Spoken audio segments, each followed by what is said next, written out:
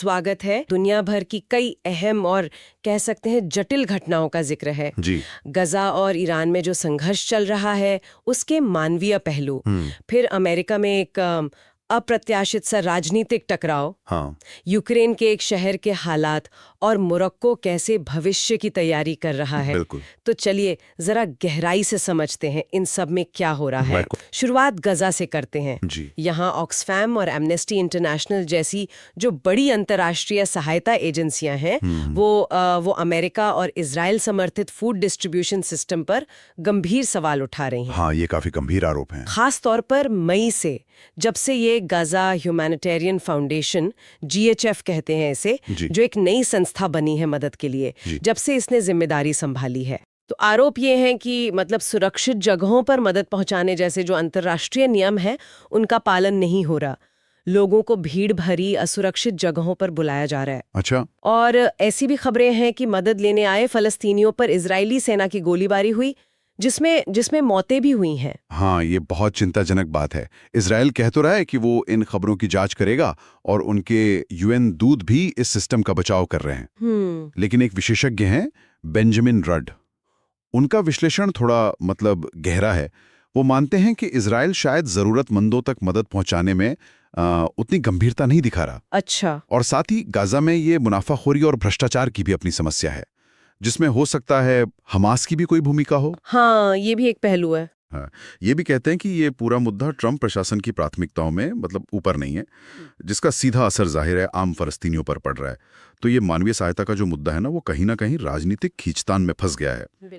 और इसी मुश्किल हालात के बीच गजा में इजरायली हवाई हमले भी तेज होने की खबर आ रही है। हाँ। घनी आबादी वाले इलाके, विस्थापितों के कैंप, ये सब निशाने पर हैं।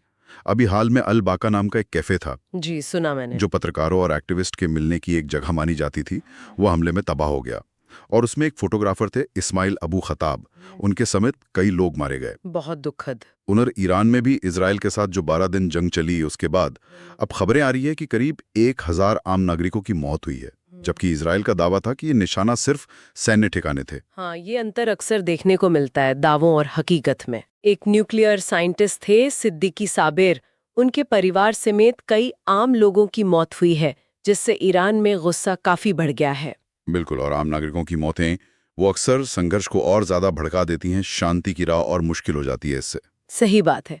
अच्छा, गजा और ईरान के इस तनावपूर्ण माहौल से थोड़ा हटकर देखें तो अमेरिका में एक बड़ा ही दिलचस्प राजनीतिक सीन बन रहा है। हाँ, क्या हो रहा है वहाँ? अरबपति इलॉन मस्क ने राष्ट्रपति ट्रंप के एक बहुत महत्वाकांक्षी बिल, टैक्स और सरकारी खर्च से जुड़ा हुआ है, जिसे वो वन बिग ब्यूटीफुल बिल कह रहे हैं। अच्छा। उसको मस्क ने पागलपन कह दिया है और धमकी दी है कि जो भी रिपब्लिकन नेता इसका समर्थन करेंगे वो उनके खिलाफ अपनी राजनीतिक पार्टी बनाकर चुनाव लड़ सकते हैं। अरे बाप रे, ये तो सीधी चुनौती है। हाँ। ये स्थिति रिपब्लिकन नेताओं के लिए वाकई बहुत दुविधा वाली होगी। एक तरफ दुनिया का सबसे अमीर आदमी जो चुनावी चंदे पर असर डाल सकता है, और दूसरी तरफ पार्टी के सबसे ताकतवर नेता राष्ट्रपति ट्रंप। सही। और बिल खुद भी, जैसा आप कह रही हैं, काफी विवादित है। इसमें टैक्स राहत के बदले वेलफेयर कार्यक्रमों में कटौती का प्रस्ताव है, जिसका असर करोड़ों अमेरिकियों के हेल्थ इंश्योरेंस पर पड़ सकता है। हाँ, ये बड़ी बात है। और वहीं दूसरी तरफ सेना और बॉर्डर सुरक्षा पर खर्च बढ़ाने की बात है। मस्क का जो मुख्य तर्क है वो ये कि इससे अमेरिका पर कर्ज का बोझ रिकॉर्ड स्तर पर पहुंच जाएगा, इतिहास में सबसे ज्यादा।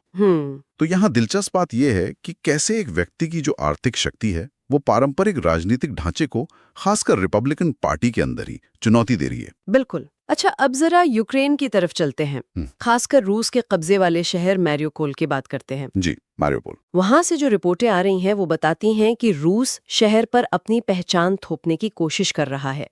मतलब रूसी झंडे लगाना, स्कूलों में रूसी नजरिए से इतिहास पढ़ाना। हाँ, ये तो वो कर ही रहे हैं। और दूसरे विश्व युद्ध के विजय दिवस का जश्न मनाना।